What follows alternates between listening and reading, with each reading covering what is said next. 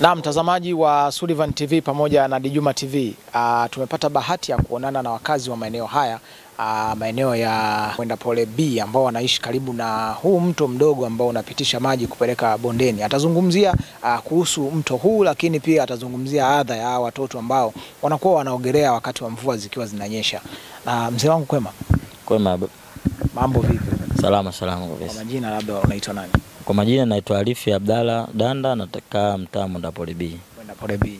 Ndio. Pengine adha ya huu mto mdogo unaopitisha maji umekuwepo hapa kwa muda gani? Huu ni mto wa miaka mingi na mto wa muda mrefu, na maji yake yanakusanya maji kutoka sehemu kubwa. Yanakusanya sehemu kubwa ambapo unakuja kumwaga hapa kwenda kupeleka bondeni. Kwa hiyo adha yake inapopita kipindi kama hiki cha mvua, watoto kwenye kuvuka kutoka hapa inakuwa ni shida kidogo. Kwa hiyo lazima wakanyage maji ndio waweze kuvuka kwenda sehemu nyingine.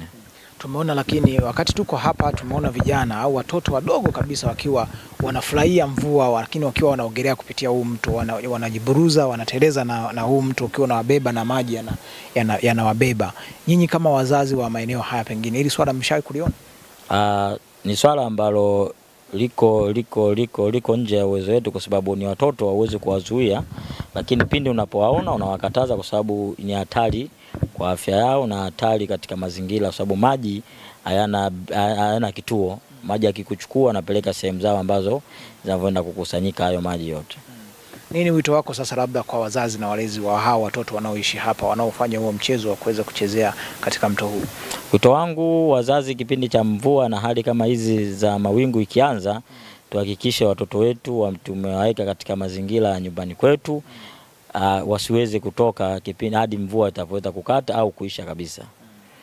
Kutokana kuepusha, kwanza kuna milipuko mbalimbali, hatujua maji yanavotoka huko yanabeba, yanakusanya vitu gani. Kwa hiyo itakuwa changamoto kwa mzazi pindi mwanae atapokutana na yale maji na kuyachezea, anaweza akapata na maradhi mbalimbali au magonjwa mbalimbali ya mlipuko. Mimi nikushukuru sana. Labda wito wako kwa serikali kuhusu huu mto? Wito wako kwa serikali, waangalie kwa upana zaidi kwa namna gani tunaweza tukasaidiwa kule unapokusanyika kuweka karavati, na kwa namna nyingine hapa inapoendea miundombinu yakae vizuri. Mimi nikushukuru sana. Asante sana. Na mtazamaji wa Sullivan TV pamoja na Dijuma TV ni miongoni mwa wazazi ambao wanaishi maeneo haya. Ameweza kuzungumza kile ambacho anakifahamu kuhusu mto huu, lakini mto huu umekuwepo hapa kwa muda mrefu kidogo hivi sasa, na changamoto yake kubwa inakuwa ni kama hivi, mvua ikinyesha basi unalazimika kuogelea ili uweze kuvuka hapa, lazima ukanyage maji, na hii inapelekea watoto wanakuwa wanafanya kama ni sehemu ya mchezo, ni sehemu ya kuogelea kama tulivyowaona kwenye clip yetu ambayo imeweza kupostiwa hapo. Kwa hiyo mimi ni kuombe mzazi ambaye unaishi hapa maeneo